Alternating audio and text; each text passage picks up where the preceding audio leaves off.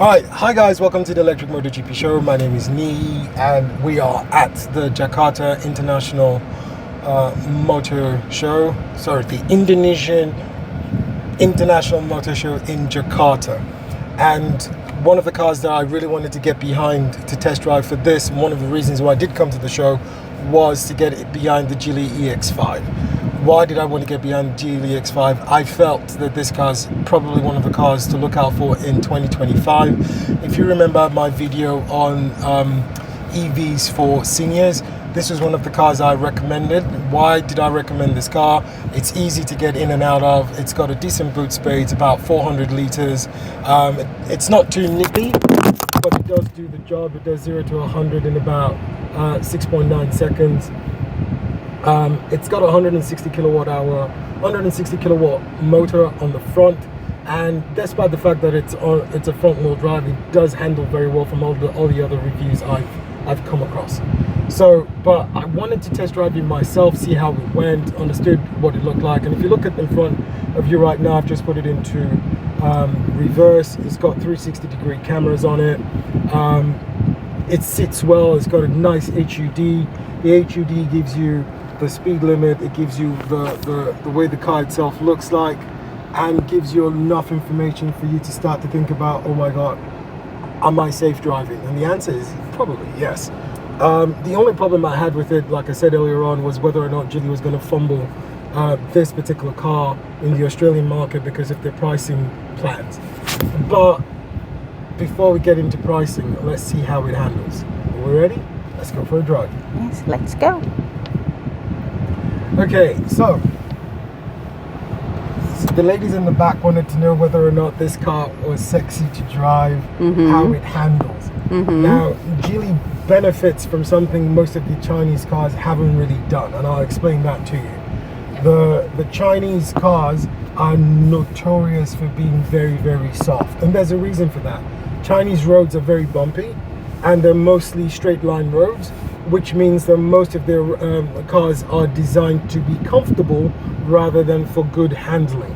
Now, what Geely did, which I was really, really impressed with, they took almost about 20-25 people to China last year to go and do a test drive. And they sat down with everyone at the end of the test drive and got feedback. After getting feedback, they delayed their launch in Australia, for example, and came into Australia to do a tuning of the chassis. Now, I can honestly tell you that this is probably one of the firmer rides I've had in a Chinese car. This car feels very, very solid. Accelerates very, very well. Turns, oh, this is a beauty to drive.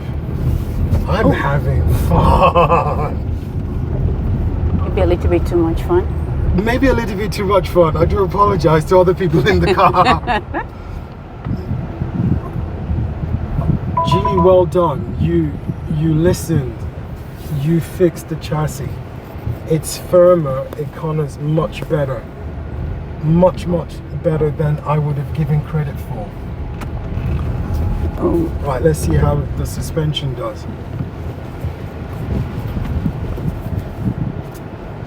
Suspension is pretty nice, actually. Right, I'm gonna test the... Nice. Okay, right. I just drove another car barely 20 minutes ago, and I was really impressed with that car, and this is better than that. I was impressed with that car because that car was soft but handled well, and this handles even better than that. This reminds me of the Zeekr X. Yes, this reminds me of the Zeekr X. Now, the Zeekr X is the premium, was one of the premium brands from the Geely Auto Group. And the one I drove was the all-wheel drive that's got 375 kilowatts. It's got 2 electric motors. Whereas this is 160 kilowatts only, but it handles really, really well. Okay, I don't mind this at all. Geely, don't screw this up. Don't put this at a price point that you shouldn't put it. So we've just done.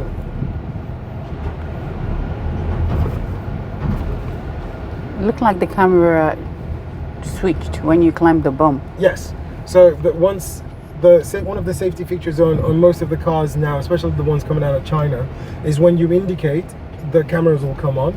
And when you go into something that is a bit off-roady or bumpy, the cameras will come on to give you a good view of what you're trying to get yourself into. Oh, that's great. And that's exactly what just happened right now. So the missus is quite right about that in saying it looks like the cameras just came on when we got on. Now, I wanted her to just quickly pause and catch that. This is something that is from the Tesla ADAS system look, in which it gives you more detail of all the other cars around you as you drive, which is a safety feature for you, and it's also showing up on the HUD, the heads-up display. So realistically, this is not doing too badly at all. I'm definitely enjoying this and the information that's available to you. Now I'm going to try and see what's going on with the screen here. When I pack up a bit, I'm just going to go through the... It has a luxurious feel to it. Yes, and even though it's not the premium brand from Geely, the EX5 is supposed to be slightly confused in a context. So it's supposed to be going after the BYD Atto 3. That's what this car is supposed to be going after. However, the shape and size of it, it's also a good rival to the Tesla Model Y. Obviously, they're in a different bracket in the context of how the Tesla Model Y size and price point sits at. But you've got to give Geely kudos for what they've done to this specific car. It's almost the same size as a Model Y in terms of the wheelbase, in terms of the length, in terms of the width, in terms of most things. It's the simple things that it's not on the same size of. So the Tesla Model Y, the base model, comes in with a 230 kilowatt electric motor on the rear, and Geely have put the electric motor on this on the front. I haven't noticed it as much, but this is a very limited course for us to drive, for us to understand whether it's going to make a difference. But I haven't noticed it as much, and that's me being as honest and as factual as possible. The one thing I do notice, that I've noticed so far, and I've noticed it from going into the car, is that it's slightly underpowered. So this is what I was telling you about. Once the car thinks there's an obstacle around it, the cameras come on, and once it thinks you're safe, they switch off. But it gives you enough information for you to make a decision on how your driving is going to be. All in all, I'm quite impressed with the car. I think for the price point, it's not bad. Now, Geely, I know you listen. I know you listen a lot. This car needs a performance version. The 160 kilowatt is slightly underpowered for this car. This car should come up with a different battery pack, probably about a 75 kilowatt hour battery pack. You've got the best batteries on the planet at the moment. We all know that. So you want to upgrade the battery pack in this particular one and come out with a performance model for this one, probably doing about 320 or 375 kilowatts. You already got the 160 in the front. There's nothing stopping you from putting a 220 or 230 in the back, and all of a sudden you've got a different car that you're driving. The performance of that car will be different. Now, given the fact that the efficiency of this car is in about 15 to 16 kilowatt hours, I would per 100 kilometers, I would probably say put in a 75 kilowatt hour battery on this will definitely improve the car to a large extent.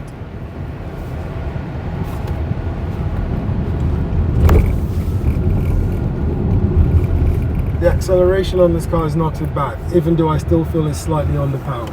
So we're going to park it up in a moment and just get the opportunity to go through the interior of the car and to go through the ADAS, the software, and see how user-friendly the software is. So does it self-park?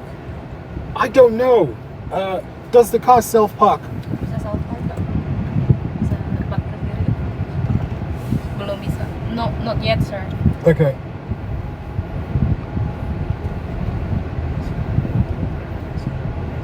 Oh.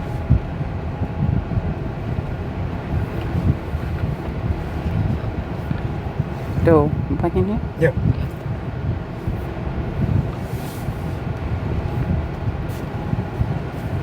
Alright, so I'm just going to park the car so I've got the opportunity to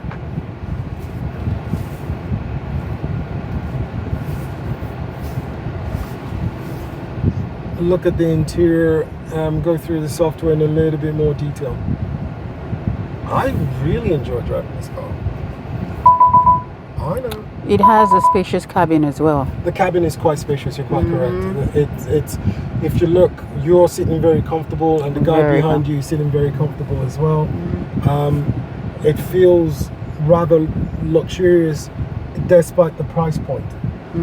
So I think in my book, I've been saying this since last year that I felt this was going to be a winner for Geely, and I still think it's going to be a winner.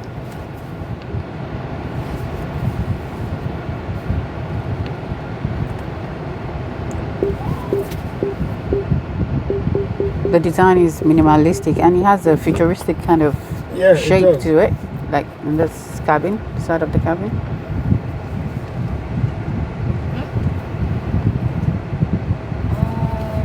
They have a chair massage. Yeah, it's got Oh, massage it does? seats. Yeah, massage chair. Oh, that's cool. That's a massage chair. Thank you. Yeah. If you wanna try the massage chair. Oh, stop. Okay, so let's see. Back to home. Alright, let's see. Car. Seat control. Control. Control. Seat Seat control. control. Right. That Yeah. one, yeah. And then, Kanan itu ventilation head. right, so, Ventilation heating in the right one. Yep. Yeah. Okay, driver seat and passenger seat. Driver seat and the passenger. Oh, it's come on. oh, that's really nice actually. That So is it's set for cool. waist, but you can do it to serpentine Oh, control. this is great. Right, so you're doing wave and I'm doing crawling at the moment. Wow. So to massage the back. Yeah.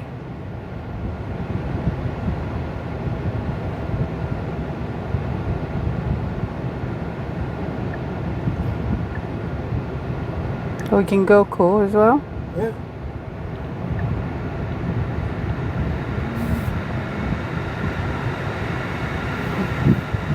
This is cool. This is pretty cool. Right, so I'm really liking this car a whole lot. I am. Let's have a quick look. So you've got vehicle controls. You can adjust your heads-up display. The height, the angle, you can change it to snow mode. It gives you lane warning as well when you're doing that. Ooh, I'm enjoying this. Please don't fall asleep. You've got body control, so you've got. And you can get a massage as you drive. Yeah. Oh my god. Right, so if you take a look at this, and you can see how good the steering looks and the amount of information It is in beautiful. there. But more importantly, it's not your typical round one, but it's not uncomfortable. And this has been done specifically to give you access to the driver instrument cluster, so that you can still get that. But what I personally like, and I'm looking at Xpeng when I'm talking about this, the CEO of Xpeng says he's completely against heads-up display. But if I'm driving and I'm focused ahead of me, and I've got an information cluster that requires me to bend my head, I'm taking my eyes off the road a little bit. But if you've got the heads-up display giving you the information directly in front of you, then you get a lot of information in there. So you can customize a lot of buttons on the steering wheel. You can fold your mirrors when the car door locks, You can adjust the seat for easy access when you're getting out, so the car seat will lower and pull back and make it easy for you to exit the car. So there are lots of things in there. There's a lot of things you can look. Car search mode, flashing lights. So if you're looking for the car, you can set it up so it flashes so you know where it is. And this is when you're parked and you've forgotten where you parked. Close window when you lock the car. Automatic locking when you go. And it's also because of the way the key is set up. If you get close to the car will automatically open itself. So there's a lot of things they put into this car. And you can set the trunk up. So if you're living in a tight environment, you can set the trunk opening height. So instead of saying the car opens all the way and it scrapes, you can set it up to open up at 70%, 60%, 80%, whatever it is that's going to be acceptable for your garage. Which I think it's a very, very premium thing to have for a non-premium price. Geely have got a lot of things well in this car. It's just I'm a bit, but I'm going to keep quiet. Right, driving modes: Eco, Comfort, Sport. Energy recovery. This is the way the car is able to recharge itself when you brake and all of that. So you've got auto, low, medium and high. You've got brake pedal, comfort or sporty mode, and you've got comfort braking as well. So auto hold, so the car holds when you get to a red light for you, easy once you press the brake on. Exterior lighting, making sure the lights are good. Assisted driving, you've got your intelligent cruise control and you've got your adaptive cruise control. So this is like a level 2 plus ADAS system. You've got lane keep assist, pre-collision assist and intelligent reminders. Adaptive cruise control also has the lane keep assist, pre-collision assist and intelligent reminders as well. Right, so voice control, you can set it up, female or male, it updates. You can get it to cool the car for you. You can get it to set up your massage seats if you want. Display mode, you've got a wide variety of options in there. Light mode, dark mode, you can switch modes. You can do the backlights in the car, screen brightness, language and temperature. So again, lots of things going on. I wanted to test the sound, but I'm very conscious about not playing anything that's going to end up. So let's see what we can get away with. Let's radio. It might not be loaded yet because this is a test model. Okay.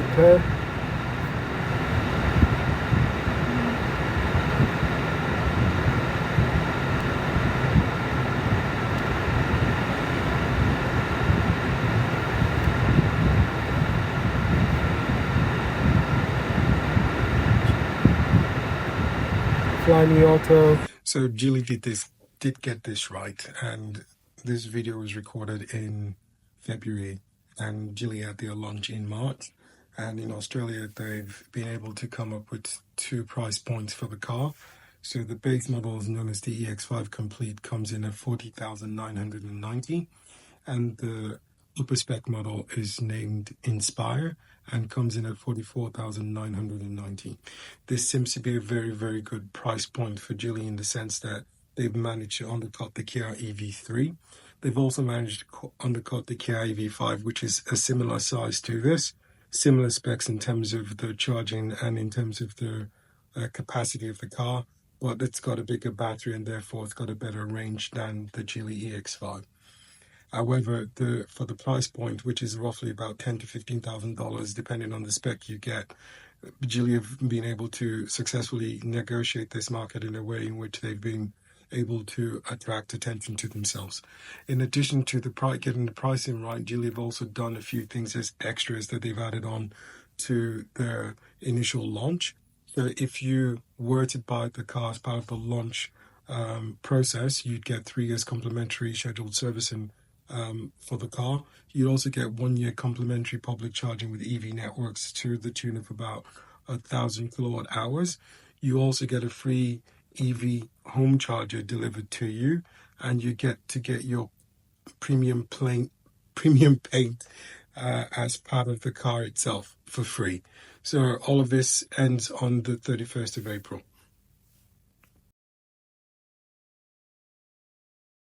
In the volume. Yeah, so you can adjust the volume with this beautiful dial here.